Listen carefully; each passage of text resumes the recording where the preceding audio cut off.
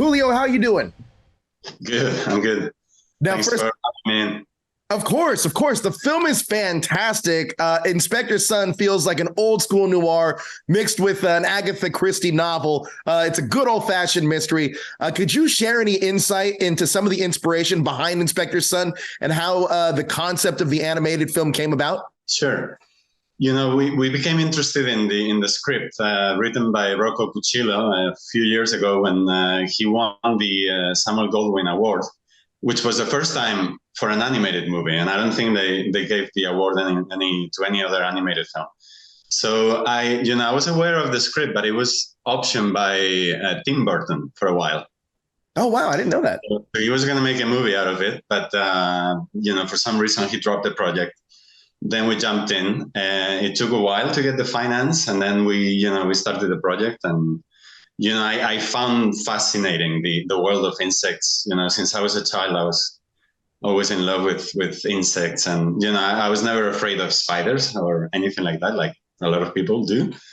So one of the challenges of the movie was to actually make the spiders, cute and nice so that everybody would love them and everything. So that was the biggest challenge of the movie, Yeah. And it had some dark aspects as well, because there was a crime and, it was a detective story with, femme fatales and mobsters and all kinds of, 1930s sort of cliche characters. So I found the whole universe very original and very fascinating. So the moment I read the first 10 pages, I was like, yeah, I want to make this movie. I also love the way that you kind of handle the insect species in this, because they're very true to the species that they're based around. Like the ants will be doing the ant things. You know what I mean? I thought that was really cool. Now, this film draws from Hollywood's golden age with the detective and noir stories. Did you use any inspiration from films from that era or tone for this film, Inspector Sun? Sure. I mean, there's a lot of references, everything from, the Agatha Christie movies, books, like you said. Also the Poirot films made later on. Also the, more recent movies like Naked Gun and stuff, because the detective is sort of like a clumsy, know-it-all kind of guy, but then he becomes, he's clumsy, but he's lucky, but then he's also talented. So we drew a lot of inspiration from all kinds of movies, books, and everything, even comic books. Charlie Chan movies from the 40s and 50s as well. There's a lot of that. Amazing. Now, Ronny Chieng. The Humphrey Bogart movies. Oh yeah, like the Maltese Falcon and stuff. Yeah, exactly. Incredible. Now, Ronny Chieng is a superstar. He's my favorite comedian right now, and he's appearing everywhere. The MCU, The Meg, that horror film Megan, everywhere. What's the most exciting aspect of collaborating with Ronny for the voice of Inspector Sun? And did his performance influence the character's development at all? Absolutely. I mean, he has a very unique tone of voice. He, he has an accent, so that fit really well with the character, because he's a detective from Shanghai, and he has an amazing voice that I was aware of his acting, but I wasn't so much aware of his voice work. And working with him was wonderful. He's very down to earth, very modest in a way. So there's none of that Hollywood difficultness working with him. Now, as far as the animation, this film seems very distinct and visually captivating. The animation is beautiful in this movie. Can you discuss the artistic choice to bringing this unique world to life? Sure. There was a lot of, I would say that 25% of the movie you make while you're working on the artwork, right? And the artwork is very important for us. We were working with very talented artists from all over the world, like Sylvain Debussy. He's working for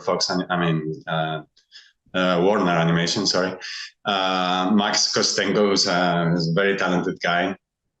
And all kinds of people from DreamWorks and stuff. So once we set sort of like the look of the movie, we had to work on the art. There was a lot of Art Deco kind of influence. The characters, like I said before, they are spiders, but they are sort of anthropomorphic in a way. So, we had to make them appealing and nice. So there was a lot of lot of work on the art. And so that was like the basis of the movie. And then, everything from storyboard to music, there was a lot of work on the soundtrack, by Fernando Velázquez, who's a very famous musician in Spain, and he's done some of the big Hollywood movies as well, so everything was very, very delicately put together. I know that animation takes a long time, but for anybody that wants to get into animation, how long did you start on this project to its completion? How long was that duration of time? Sure. I mean, a lot of people get very surprised when you tell them, 265 people, I think, worked on this movie for a number of years, and they're like, wow, really? Is it that complicated to make an animated movie? Yes, it takes a lot of talent, a lot of people, with different voices, different ways of doing things to actually put all of that together into one direction, which is the movie. There's a lot of egos, a lot of different opinions. So it takes a long time to build this universe. I would say from the day we optioned the script to the final movie took about 4 years. Oh, wow. This is a short time for an animated movie. Yeah. People take 10, 15 years to make an animated movie. That's incredible. Production itself was less than 2 years, which is very short for, this medium. And it looks so gorgeous. That's incredible. Now, speaking of, when crafting this film's style and look for the animation, did you look at any animated movies in the past to kind of inform the look of this film, maybe A Bug's Life or whatever it may be? Sure. I mean, there are references to ants and, Bug's Life, like you said.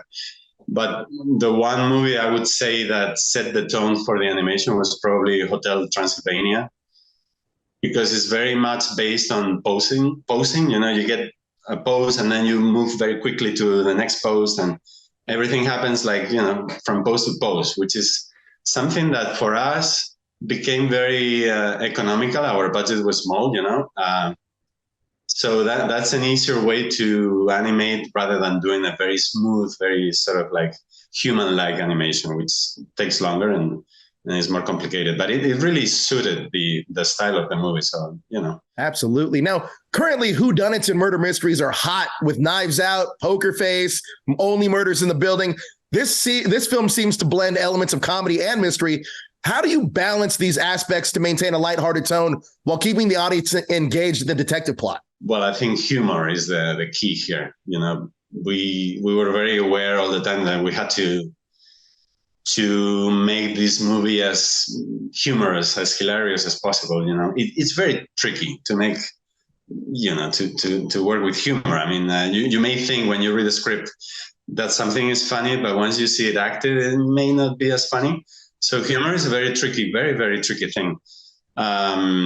And because, like you said, with the dark tone, the mystery, the murder, the only way that I could conceive to make this movie special was humor, and I thought in some areas we nailed it. In some other areas, I guess you could say, you could make it funnier, but I'm pretty proud and pretty happy with the humor that we managed to achieve. Yeah, and I think, attributed to your amazing cast as well. I mean, they bring such a great performance. Speaking of which, Janie, Inspector Sun's would-be sidekick, is played by Emily Climo, who's had a breakout performance in this film. Can you talk about casting Emily and what qualities she brought to the role of Janie? It was tricky because this happened during the COVID confinement, or whatever you call it.